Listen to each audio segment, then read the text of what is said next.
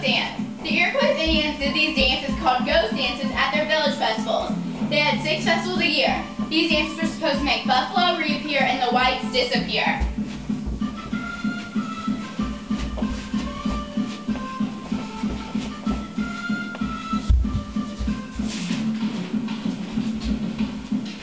The hardships that the Iroquois faced were when the white people came or other Indian tribes. They came to take their land, and they would try to take all the animals for skins and food, and that left them with no food or clothing, so of course that was a hardship.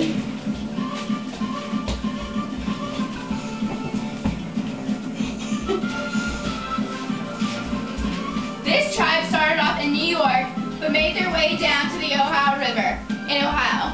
During their adventure, they stopped and wiped out many tribes. These battles became known as the Beaver Wars. The different tribes fought over more land for hunting and trapping beaver and deer. As the wars ended, the Iroquois set up their villages in Ohio. The Iroquois was made from 5 tribes: Mohawks, Oneida, Onondaga, Cayuga, and Seneca. Their land was across the middle of New York, and it was referred to as the Full of Chestnuts and Oaks.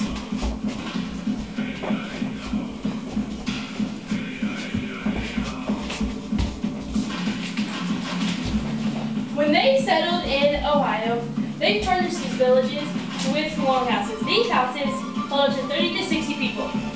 They were made of sticks, and the houses were 25 to 100 feet long. They also lived in wigwams. The Iroquois had long log walls around their villages that had only one opening that could be quickly closed if an enemy was coming. In these villages, the women were basically in charge. They made the decisions, and they made the food. And for example, when a couple got married, the husband moved to her house, not his. The woman named and raised the children, and she owned the houses and the fields. Iroquois clothing was mostly made of deerskin, like shirts, vests, and moccasins. The women in northern parts wore leggings, and in winter they wore rabbit fur capes, and the men wore breech clothes in summer and leggings and tunics in the winter. The men's moccasins were made of corn husks.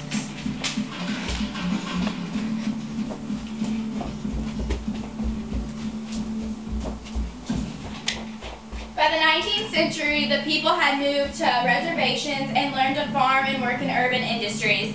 The Iroquois reservations are in Canada, New York, Wisconsin, and Oklahoma.